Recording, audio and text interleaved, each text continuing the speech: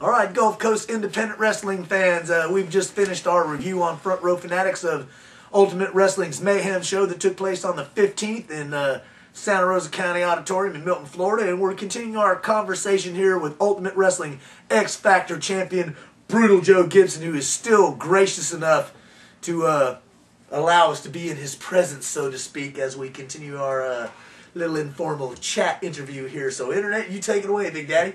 Well, let's talk about the beginning of Brutal Joe as to when you came to Ultimate. We mentioned it earlier. There was a big media frenzy about it. You had the big signing with the cameras and everything at the hotel. Tell us a little bit about that. Well, at the time I was roughing it over there in Bruton, Alabama, and I seen that there was a time to make the change. Well, I had been calling Alexander Hurst here and there, get the voicemail. Oh, I'll call you back. You don't hear anything for a while. Well, the only person that actually called me back was Red Anderson at the time, because he was looking to fill a spot as a third member of the now reformed Hellfire Club.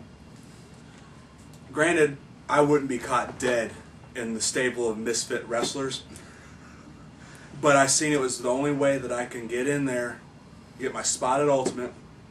Yeah, sometimes you got your little crow. You got you got to dig in the ditches before you're working in the office. Right. And that's how I pretty much got my start at Ultimate, was working as the third, probably the only talented member of the Hellfire Club. Well, that's what I was going to bring up, because the way they utilized you, you were pretty much the enforcer of the Hellfire Club. You took care of the heavy work for them. For a guy who called himself the enforcer and a guy who looked like he was on the sauce, you think that between the two of them that they could handle their own business. But yeah, it was just some guy that they didn't have they probably didn't even hear of before then. Right. Pretty much doing all the dirty work for the Hellfire Club. I was the one having the epic matches. I was the one having matches with DJ, the bull rope match with DJ Pringle. Right, I remember. I was the one that with my controversial style that brought Percy Pringle out of retirement and brought him over to Ultimate to do that angle. It was pretty much at that time. Also, that's right at I guess at the trail end of the Hellfire Club era was when I was in the PWI. Ranked in the top 500. Deservedly so. I don't know what happened last year, but whatever. But long story short.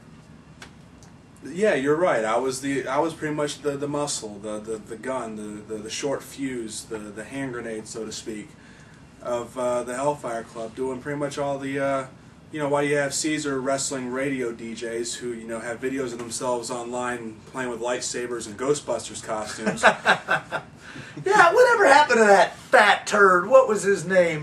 Stalker Mark. Yeah, Stinker Mark. Yeah. Stalker Mizark. Yeah, he ain't even deserved to be called a Mizark. That fat son of a bitch sucked ass. Sorry, didn't mean to cut you off. That's cool. But that's pretty much my opinion on it. We're just some guy who was looking for his 15 minutes of fame, and pretty much took up most of Caesar's time. Caesar would much rather pick on fat guys who can't work, and they weren't trained to wrestle, than to actually get in there with guys like I was getting in there with. Right. Sometimes 2 or 3 a night. Sometimes you pull double or triple duty just to earn your pay. But you got Red Anderson, who would much rather duck and weave an opponent than rather stand toe to toe with somebody, as he saw when he got in the ring with me, because he wasn't going to run out on me. Right. Which he ended up doing, because at that point, why am I going to force a guy to take an ass whipping from me whenever everybody saw the fact when he slapped me in my ear? I don't know if you remember that or not. It hit the fan. Right. And I think at that point, Red knew the Hellfire Club was dead. Done. Right. It was over.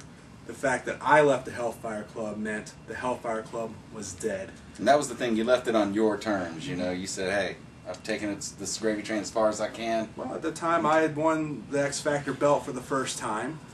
Red Anderson was sitting there, jerking it with the heavyweight belt at the time, ducking and weaving his opponent, and finally, I had enough. I was like, Red, I've been putting up with your crap long enough. Put up or shut up.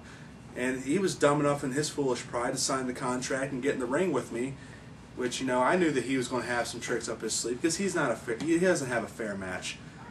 Even when the odds are in his favor, he's got to have somebody in his corner. So I called up Marvelous Marcel Pringle, and told him, I said, look, man, I'm going to need somebody in my corner, even if it's just for one night.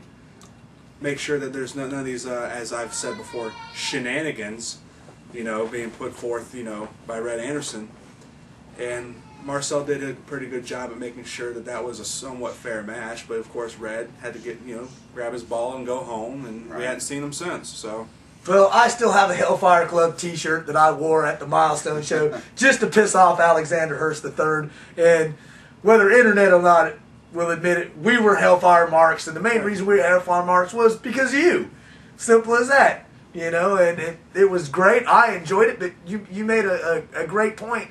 With you were the backbone and carrying those other two guys the whole time that faction was involved. Even when Frog was in the Hellfire Club Bleachery, he had more ring time than the other two guys. And he's a friggin' ref, for God's sake, so... And in better shape than the other two This guys. is true. Well, about the time you left the Hellfire Club, that's when I consider the legacy of brutality began.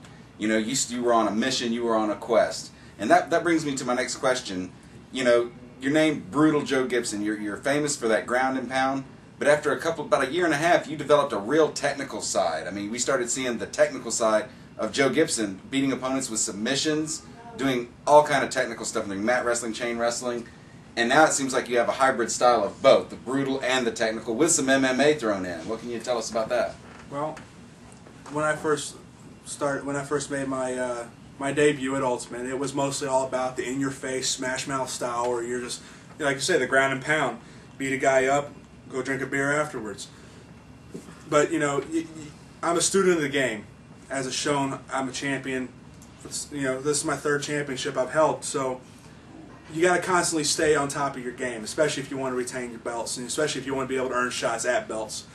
And so I'm constantly watching tapes. I'm constantly in that ring training. I'm always, putting my mind into everything that is wrestling, whether it be from wrestling from like the late 70s and 80s, the good stuff, Right. to now, the good stuff now. I'm always watching and learning, and that's as far as the MMA is concerned. I've been training in some MMA also, and trying to incorporate a lot of submission style and a lot of more, I guess you call it, more educated ground and pound into it. Right. And I think we're running a little short on time. We're gonna do one more segment with Brutal Joe. Stick with us.